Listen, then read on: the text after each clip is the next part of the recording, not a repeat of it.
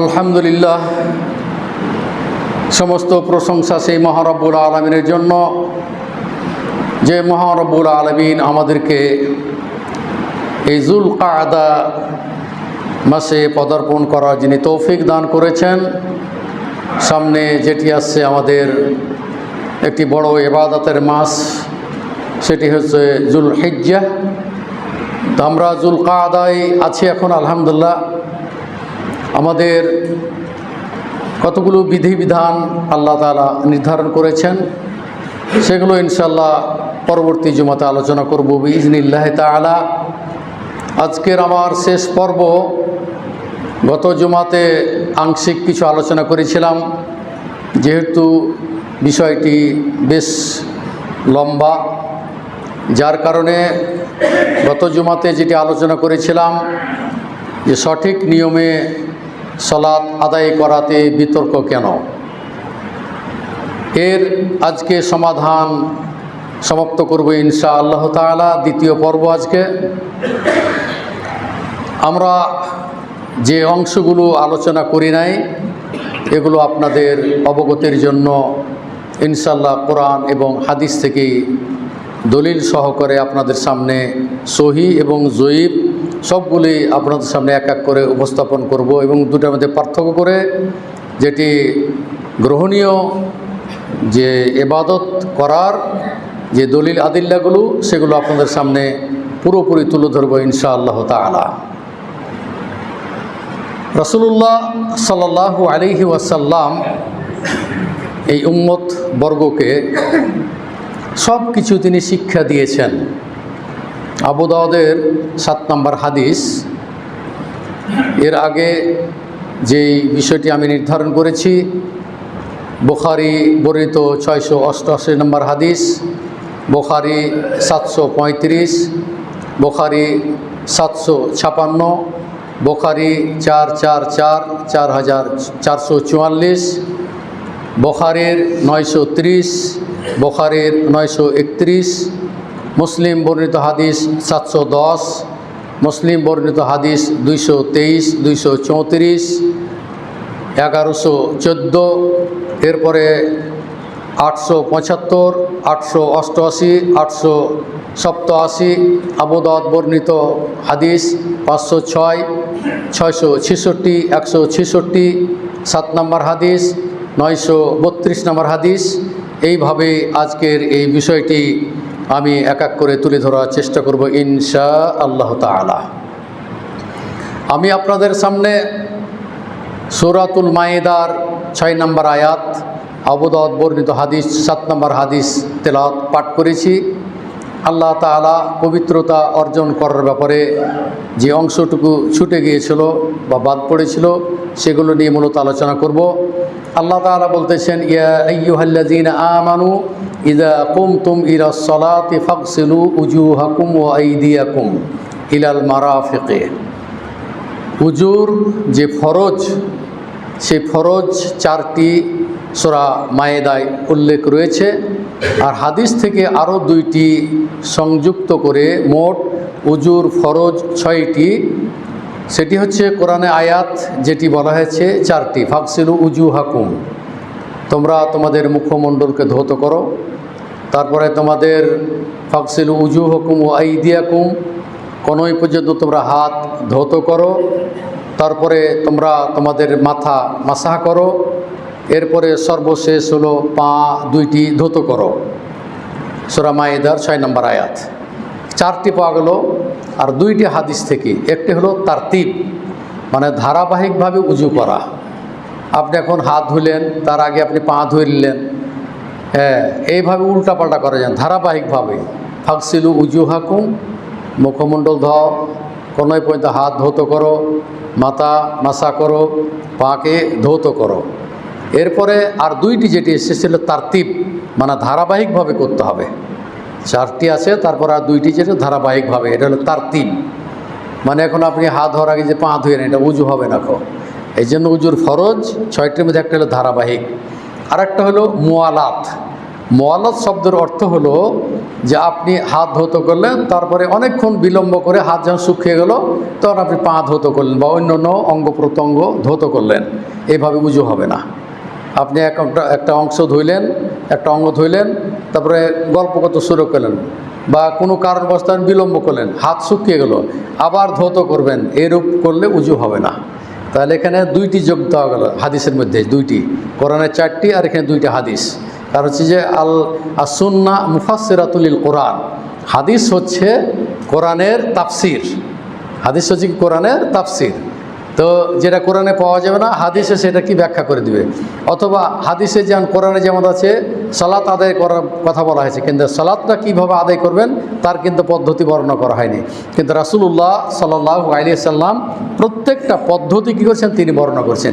উজু করার পদ্ধতি কি, আজান কীভাবে দিবেন, আজানের দোয়া কিভাবে পড়তে হবে, উজুর শেষের দোয়া কিভাবে পড়তে পারবে, এগুলোর ফজিলত সম্পর্কে তো এগুলো আলোচনা করেছিলাম। কিন্তু এই অংশটুকু মানে উজুর যে ফরজ 6টি, আপনাদেরকে ধারাবাহিকভাবে এই 6টি জিনিস আপনাদেরকে উজুর মধ্যে অবশ্যই রাখতে হবে, না হলে উজু হবে না।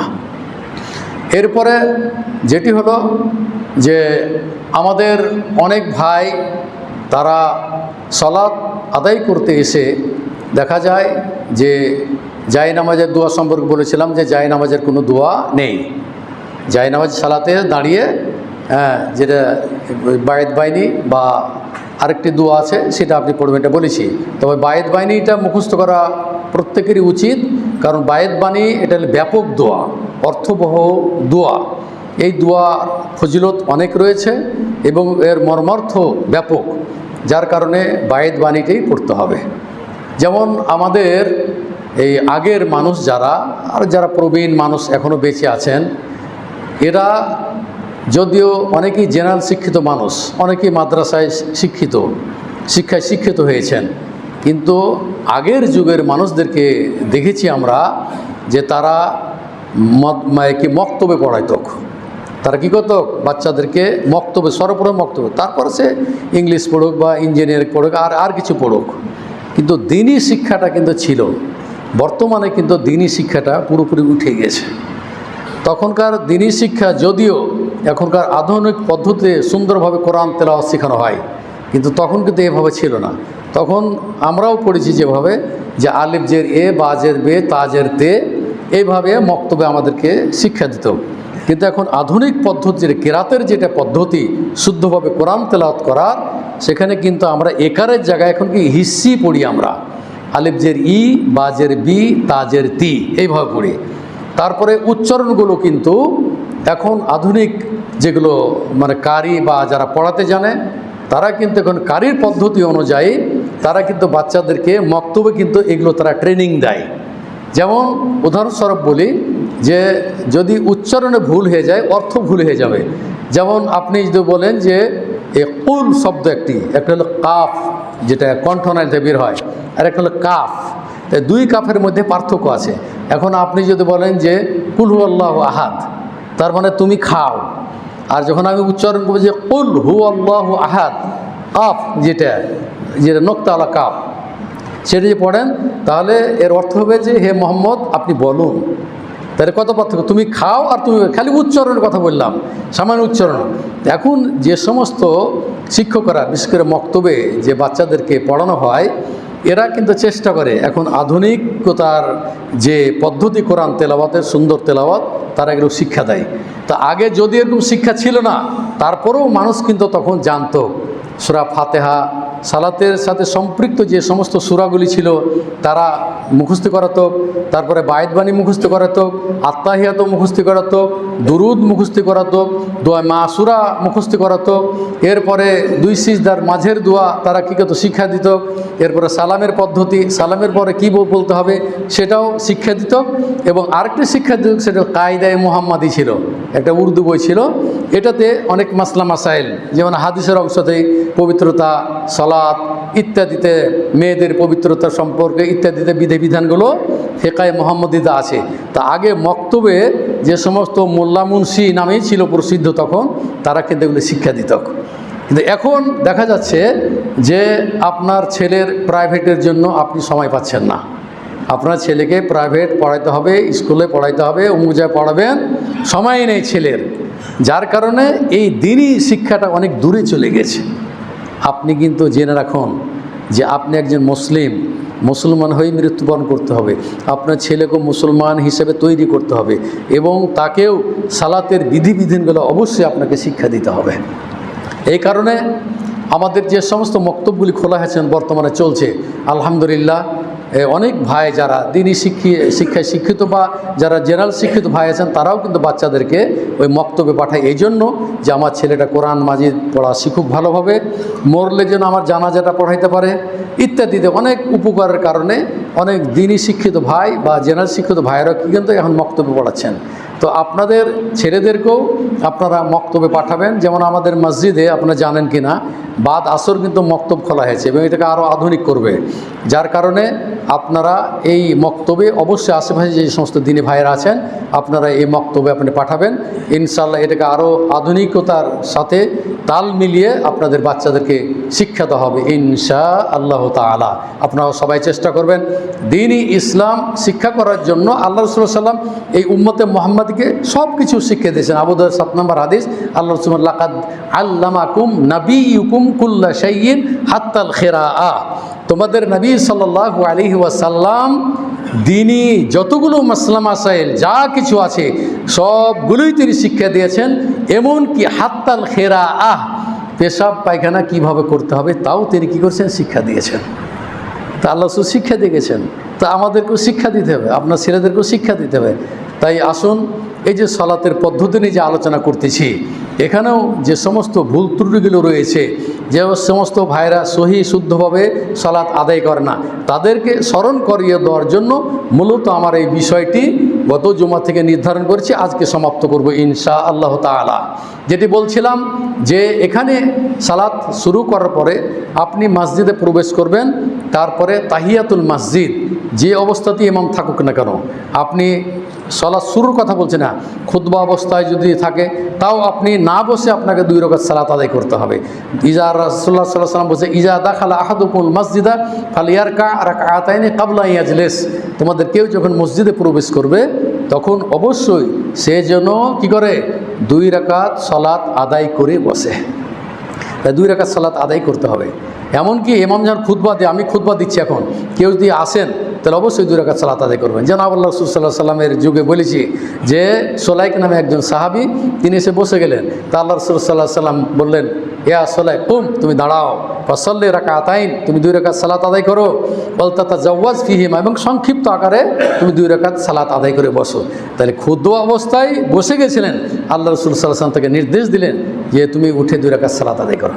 তো বোঝা গেল যে তাহিয়াতুল মসজিদ যদি মানুষ ছেড়ে দেয় তো এটাও কিন্তু একটা কিয়ামতের আলামত। একটি হাদিস আছে যে যদি মানুষরা দেখা যায় ব্যাপক হারে তাহিয়াতুল মসজিদ ছেড়ে দিচ্ছে, এটাও জেনে রাখবেন এটাও কি একটা কিয়ামতের আলামত। তাহলে আপনি মসজিদে প্রবেশ করলেন, অবশ্যই আপনি 2 রাকাত সুন্নাত সালাত আদায় করে আপনি বসবেন। আবু দাউদের, বুখারীর 735 নম্বর হাদিস, আর মুসলিমের হাদিস নাম্বার হচ্ছে 875 নম্বর হাদিস। তাহলে যখনই আপনি মসজিদে প্রবেশ করবেন তখন অবশ্যই 2 রাকাত সালাত আদায় করবেন। দেখা যায় অনেক ভাই কী করেন, এসে বসে যান। এরপরে যে সমস্ত ভুল ত্রুটিগুলো আছে, যেমন রাফুল ইয়াদাইনের কথা গত এতে বলেছিলাম, কিন্তু রাফুল ইয়াদাইন না করার ব্যাপারে এই একটি হাদিস পাওয়া যায়, সেটি হলো আনাস রাদিয়াল্লাহু তাআলা আনহু বলছেন, আলা উসাল্লি বে সালাতে রাসূলুল্লাহ সাল্লাল্লাহু আলাইহি ওয়াসাল্লাম, আমি কি তোমাদেরকে রাসূলুল্লাহ সাল্লাল্লাহু আলাইহি ওয়াসাল্লামের সালাত সম্পর্কে আমি অবহিত করব না? তো ওরা বল, জি ঠিক আছে। ফাসাল্লা, তারপর তিনি সালাত আদায় করলেন। ফালাম ইয়ারফা, ফালাম ইয়ারফা রাফা ইয়াদাইনে ইল্লা মাররাতান। তারপরে তিনি করলেন কি, একবার মাত্র যখন শুরু করলেন সালাত তখন রাফুল ইয়াদাইন করে হাত বাঁধলেন। এইটা দলিল হিসাবে যে সমস্ত ভাইয়েরা রাফুল ইয়াদাইন করে না তাদের দলিল। কিন্তু ইমাম আবু দাউদ রাহিমাহুল্লাহ তাআলা বলছেন, হাজা হাদিস লাইসা বিসাহিহ ওয়ালা আলা হাযাল লাফজ, বলছি এই শব্দ দিয়ে যে আল্লাহ রাসূল একবারই মাত্র রাফুল ইয়াদাইন করেছেন এ কথাটি আদৌ ঠিক নয়। তাহলে রাফুল ইয়াদাইন করার হাদিস যেগুলো এসেছে বুখারী, মুসলিম, এগুলো এসেছে। সুতরাং এভাবে সরাসরি এসেছে যে কান রাসূলুল্লাহ সাল্লাল্লাহু আলাইহি ওয়াসাল্লাম ইয়ারফু ইয়াদাইহি হাত্তা হাজওয়া মানকাবাইহি। আল্লাহ রাসূল সাল্লাল্লাহু আলাইহি সাল্লাম যখনই সালাত আদায় করতেন তখন কি কাঁধ বরাবর হাত উঠাতেন, উত্তোলন করতেন। আরেকটা হাদিস এসেছে ইলা শাহমাতে উজুনাইহি, এই যে কানের এই লতি যেটাকে বলি আমরা, কানের লতি বরাবর তিনি হাত উঠাতেন।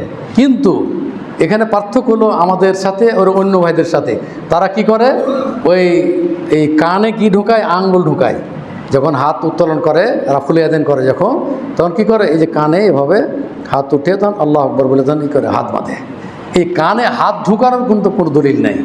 আপনার কাঁধ বরাবর বুখারীর হাদিস, মুসলিমের হাদিস এবং আরেকটা সহিহ হাদিস এসেছে কি, কানের লতি বরাবর হাত উঠাতে পারবে, এর বেশি নয়। এবং কানে আঙ্গুল ঢোকার ওখানে কোনো বিধান নেই। তাহলে এখন দেখুন যে সমস্ত ভাইরা কানে হাত ঢুকায় এর কোনো দলিল নেই, কিন্তু কাঁধ বরাবর অথবা লতি বরাবর হাত উঠানোর দলিল বুখারী, মুসলিম এবং অন্যান্য সহিহ গ্রন্থে আছে। তাহলে এখানে কিছুটা পার্থক্য এবং এইটা নিয়ে বিতর্ক। তারা বলে যে আমাদের মাযহাবে এটা আছে, কিন্তু আসলে বলেছি আপনাদেরকে, মাযহাব মানে চলার পথ, মাযহাব মানে কি চলার পথ। তো ওনারা বলে যে আমাদের যা বলে গেছে তাই আমরা করব। কিন্তু এখন বর্তমানে মানুষ কিন্তু তাহকিক করতে শিখেছেন, কিন্তু এখন গবেষণা করতে শিখেছেন এবং অনেক বক্তব্য শ্রবণ করছেন এবং শুনছেন, যার ফলে এখন সহিহ হাদিসগুলো মানুষ বেশিরভাগ গ্রহণ করার কী করতেছে, চেষ্টা করতেছে।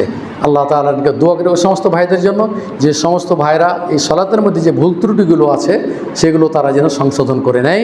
সহিহ হাদিসের আলোকেই আপনি সালাত আদায় করুন। আল্লাহ রাসূল সাল্লাল্লাহু আলাইহি ওয়াসাল্লাম বলেছেন, সাল্লু কামা রাআইতুমুনি উসাল্লি। আমাকে তোমরা যেভাবে সালাত আদায় করতে দেখছো ঠিক সেইভাবেই তোমরা কী করো, সালাত আদায় করো। এখন দেখা গেল যে আপনি যখন সালাত আদায় করলেন, সালাত আদায় করতে গিয়ে দেখা গেল যে চোখ বন্ধ করে মানে একবারে আল্লাহর ধ্যানে মগ্ন হয়ে কী করে, সালাত আদায় করে। অথচ চোখ বন্ধ করে সালাত আদায় করার কিন্তু বিধান নেই। আপনাকে চোখ খুলে তাকিয়েই সালাত আদায় করতে হবে।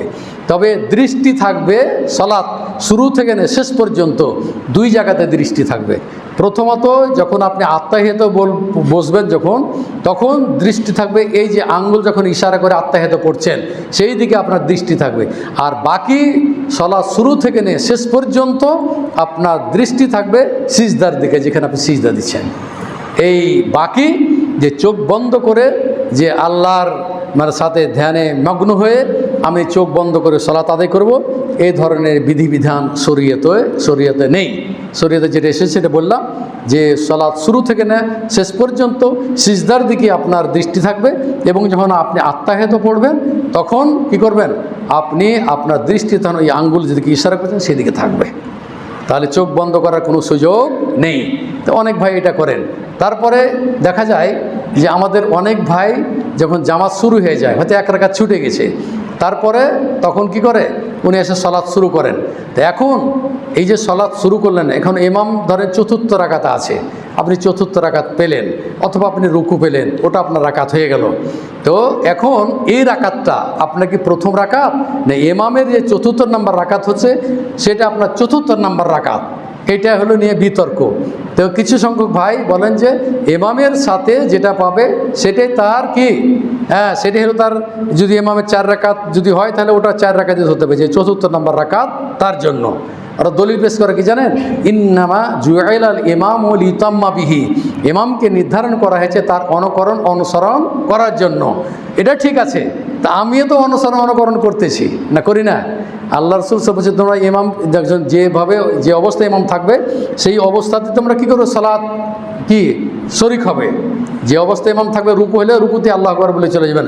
ওখানে কিন্তু একটা জিনিস ভুল করে মুসল্লিরা, সেটা হলো যে ইমাম যখন রুকুতে যায় বা রুকু অবস্থায় আছে, আপনি যখন ঢুকলেন তখন আপনি কি করেন, আল্লাহু আকবার বলে বুকে হাত বাঁধেন না, এটা বিধান নাই। হাত বাঁধার কোনো ওখানে বিধান নেই। সরাসরি আল্লাহু আকবার বলে আপনি কি করবেন, ইমামের সাথে আপনি যোগদান করবেন। রুকু থাকলে আল্লাহু আকবরের রুকু চলবেন, সিজদায় থাকলে আল্লাহু আকবর বলে সিজদাতেই চলে যাবেন। কিন্তু ওখানে বুকে হাত বাঁধার পরে আবার আপনি ইমামের সাথে যাবেন, এটা কিন্তু নয়। কারণ এটাই হলো না, ইন্নামা জুইলাল ইমামু লিতাম্মা বিহি, যে রাসূলুল্লাহ সাল্লাল্লাহু আলাইহি ওয়াসাল্লাম বলছেন যে ইমামকে নির্ধারণ করা হয়েছে কি করার জন্য, তার অনুসরণ করার জন্য। আমরা তো অনুসরণ করছি, আল্লাহর রুকুতে আছে আমরা রুকুতে চলে গেলাম, সিজদা আছে আমরা সিজদায় চলে গেলাম, তাহলে এখানে কোনো বিতর্কের কোনো সুযোগ নেই। অতএব ওখানে হাত বেঁধে তারপরে রুকুতে যাওয়া সিজদায় যাওয়া এটি শরঈ বিধান নয়। এইভাবে আমাদের কিছু লোকের যেগুলো ভুল আছে সেগুলো আপনাদের সামনে আমি এক এক করে তুলে ধরেছি এবং শেষ পর্যায়ে আমরা চলে যাব ইনশাআল্লাহ তাআলা। এরপরে দেখা যায় যে আমরা যখন সূরা ফাতিহা পড়ি, এটা এক ভাই প্রশ্ন করেছিলেন, তো তখন আমার আলোচনা শেষ হয়েছিল, আমি ওই ইকামাত দেওয়ার সময়তে বলেছিলাম। কিন্তু আল্লাহ রাসূল সাল্লাল্লাহু আলাইহি সাল্লাম বলছেন যে সূরা ফাতিহা মুক্তাদি এবং যারা কি আছে ইমাম তাদেরকে পড়তেই হবে, নাহলে সালাত হবে না। যেমন বলা হচ্ছে লা সালাতা লিমান লাম ইয়াকরা বিফাতিহাতিল কিতাব, এটা বুখারীর 756 নম্বর হাদিস। আল্লাহ রাসূল সাল্লাল্লাহু আলাইহি সাল্লাম বলছেন যে তার সালাত হবে না যে সূরা ফাতিহা পড়ল না, তার সালাত হলো না যে সূরা ফাতিহা পড়লো না। তাহলে সূরা ফাতিহা ব্যতিরেকে সালাত হবে না, এটা হলো চূড়ান্ত সিদ্ধান্ত। এটা এবং বুখারীর হাদিস, মুসলিমের হাদিস। তো এখন দেখা যায় যে সমস্ত ভাইরা সূরা ফাতিহা পড়েন না, মানে ইমাম যখন জোরে কেরাত করে তখন তারা সূরা ফাতিহা পড়ে না। যেগুলো হয়তো সিররি নামাজ, যেগুলো জোরে পড়া হয় না, সেগুলো তারা সূরা ফাতিহা পড়ে। তাদের দলিল কি, ওরা দলিল যেগুলো দেয় সেটা আপনাকে শোনা, সেটাও আমরা মুখস্থ করেছি, সেটা আপনাকে জানাতে হবে। কারণ হচ্ছে যে আমি একতরফা যদি বলি তাহলে বলে যে এরা আহলে হাদিসের কথাগুলো বলতেছে, কিন্তু যে সমস্ত আমাদের মাযহাবী ভাই যারা আছেন তাদেরকেও জানা দরকার যে কেন তারা সূরা ফাতিহা পড়ে না এবং এই হাদিস এবং হাদিসের মানটা কি সেটা আপনাদের সামনে আমি তুলে ধরবো ইনশাআল্লাহ তাআলা। যেমন বলা হচ্ছে যে আল্লাহ রাসূল সাল্লাল্লাহু আলাইহি ওয়াসাল্লাম বলছেন, তারা বলছে মান কানা লাহু ইমামুন ফাকিরাতুহু লাহু কিরাতুন, বলা হচ্ছে ইমামের যে কেরাত মুক্তাদির জন্য সেটাই যথেষ্ট। তাদের দলিল হলো যে ইমাম যেটা পড়ছে সেটা কি মুক্তাদির জন্য যথেষ্ট। কিন্তু আপনারা দেখুন এই হাদিসটি কিন্তু জাইফ হাদিস, এই হাদিস পুরো আমল করা যাবে না। কারণ যেখানে বুখারীর হাদিস, যেখানে সহিহ হাদিস আছে যে সালাত সূরা ফাতিহা ছাড়া সালাত হবে না। এরপরে আরও আপনাকে হাদিস শোনাই, যেমন রাসূলুল্লাহ সাল্লাল্লাহু আলাইহি ওয়াসাল্লামের বিশিষ্ট সাহাবী আবু হুরায়রা রাদিয়াল্লাহু তাআলা আনহু ফাকিলা, তাকে প্রশ্ন করা হয়েছিল যে কুন্না ওয়ারা আল ইমামে, আমরা ইমামের পিছনে থাকি তো আমরা কি পড়ব?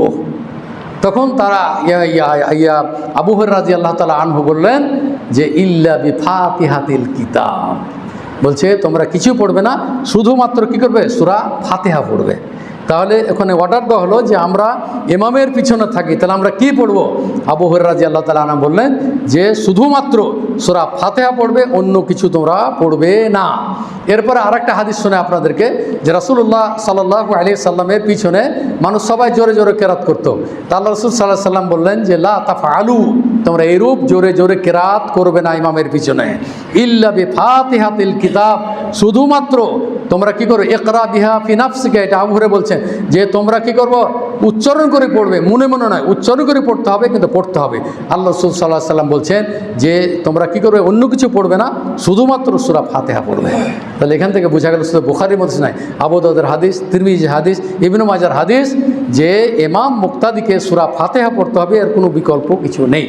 অতএব যে সমস্ত ভাইয়েরা আমার বক্তব্য শুনছেন তাদেরকে আমি বলতেছি, দেখুন সহিহ হাদিস আর একটা জয়ীফ হাদিস, এই জয়ীফ হাদিসের কারণে আমাদের এটা কি ভুল হয়ে যায়।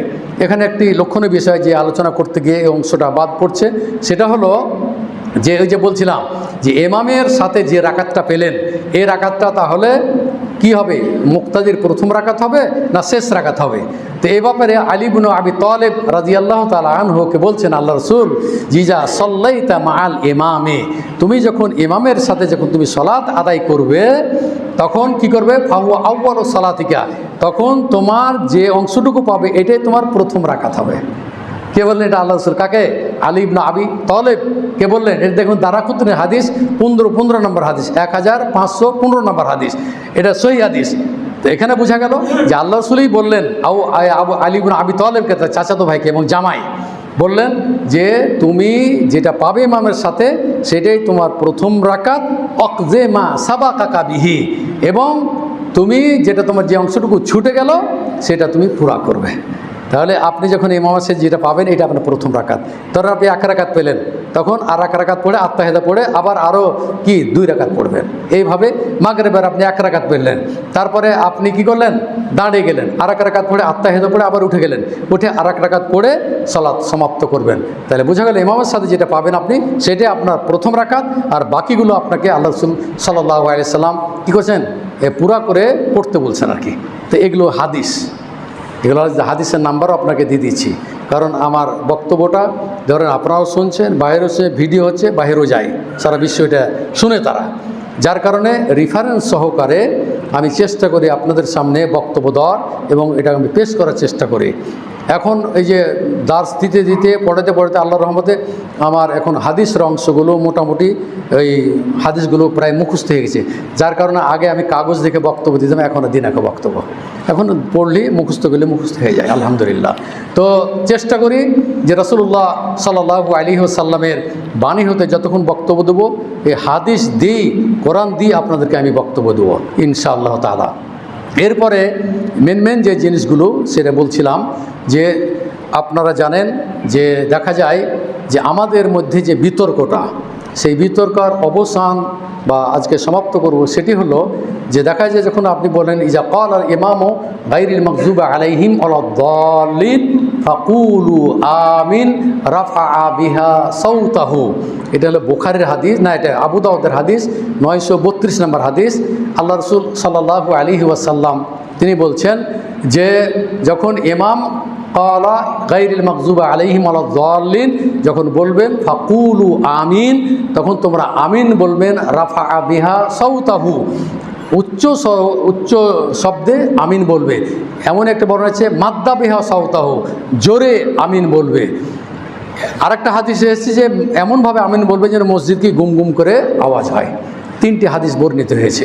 তো এখানে বোঝা গেল যে জোরে আমিন বলার হাদিস অনেক সহিহ হাদিস, পক্ষান্তরে এই হাদিস যেটি এসেছে যে তিরমিজির 249 নম্বর হাদিস জয়ীফ হাদিস, সেটা এসেছে ইজা ক্বালা আল ইমামু গায়রিল মাগযুবি আলাইহিম ওয়ালাদ-দাল্লিন ফাকুলু আমিন আখফা বিহা সাউতাহু, যখন ইমাম বলবে গায়রিল মাগযুবি আলাইহিম ওয়ালাদ-দাল্লিন তখন তোরা আমিন বলবেন, তখন আমিনটা বলবে কিভাবে, আস্তে করে বলবে, আস্তে করে বলে। তিরমিজির হাদিস জয়ীফ হাদিস 249 নম্বর হাদিস। তো এখান থেকে বোঝা গেল এগুলো হলো জাইফ হাদিস।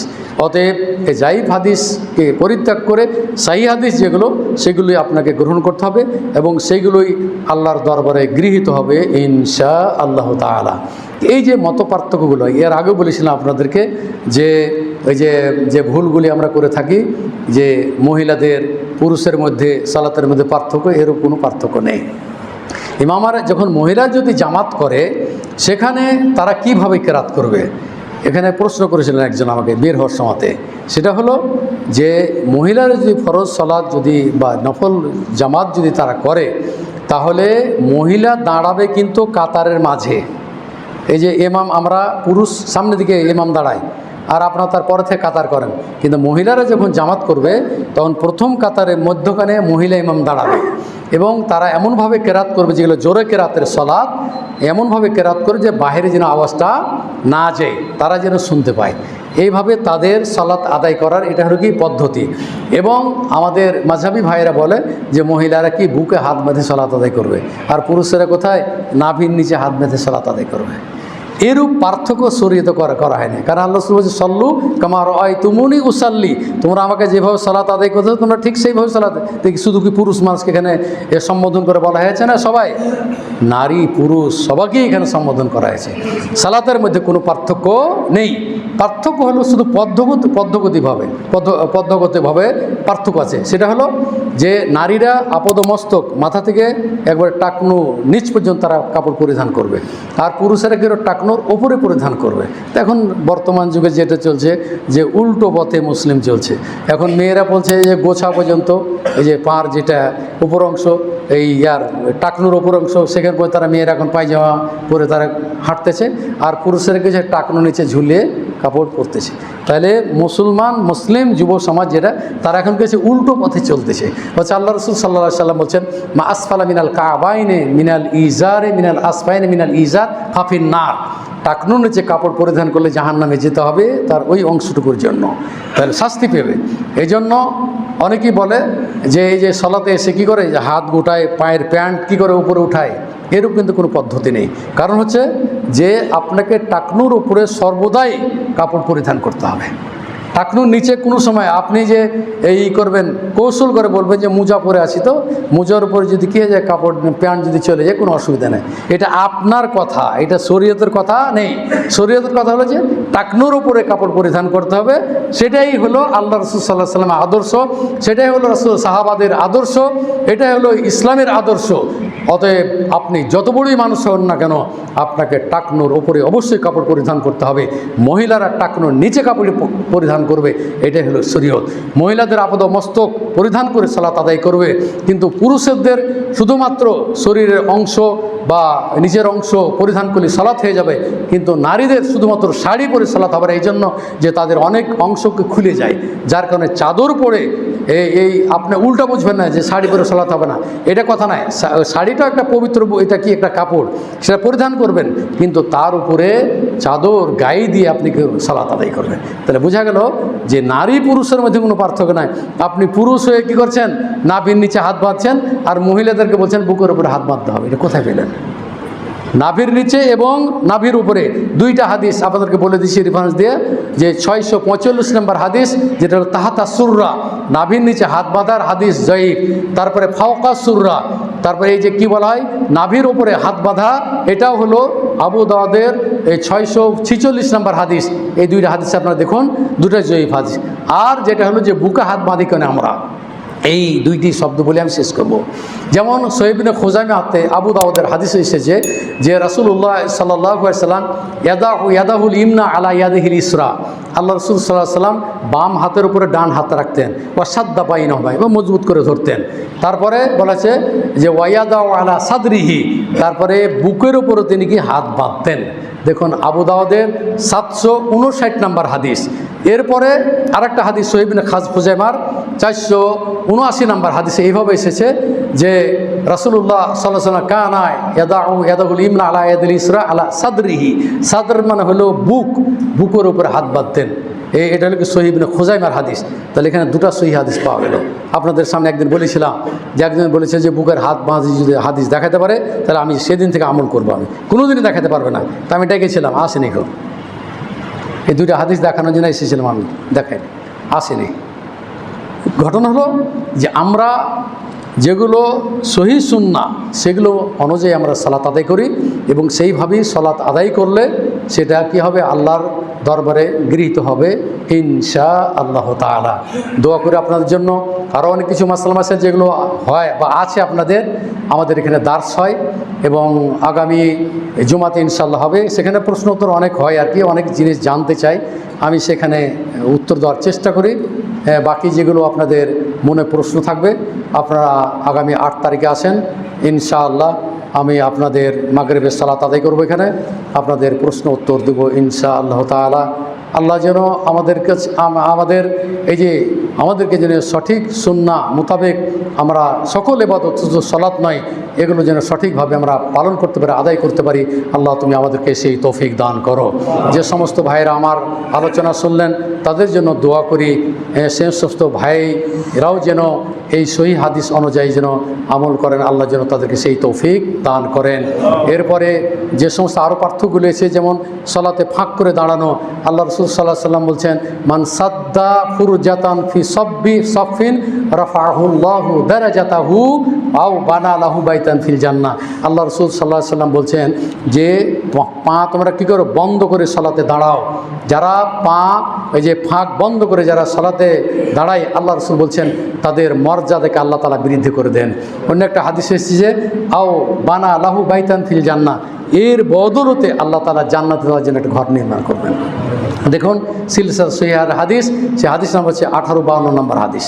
তো এইভাবে যে দলিলগুলো আছে আপনাদের সামনে উপস্থাপন করলাম। দোয়া করি আপনাদের জন্য, আল্লাহ যেন আপনাদেরকে সঠিক সুন্নাহ মোতাবেক যেন সালাত আদায় করে তৌফিক দান করেন, আমিন। এবং দোয়া করি আমাদের মাননীয় এই মসজিদের সভাপতি আফতাবউদ্দিন, তিনি এখন বর্তমানে ঢাকায় আছেন। আমি এখানে আসার পর ওনাকে ফোন দিয়েছিলাম, তো বলছে ভাই আমি এখন ঢাকায় আছি, তো এখন অনেকটা সুস্থ হয়েছে আল্লাহর রহমতে। দোয়া করি আরও যেন আল্লাহ তাআলা ওনাকে সুস্থতা দান করেন এবং আমাদের মাঝে ফিরে এসে যেন মসজিদের খিদমত করতে পারেন, এই দোয়া করতেছি। লা বা'সা তাহুরুন ইনশা আল্লাহ তাআলা। আরও যে সমস্ত মুসল্লি ভাই যারা অসুস্থ আছেন সকলের জন্য দোয়া করছি, মা বোনদের জন্য দোয়া করতেছি, আল্লাহ তুমি তাদেরকে দ্রুত আরোগ্য দান করো। লা বা'সা তাহুরুন ইনশা আল্লাহ।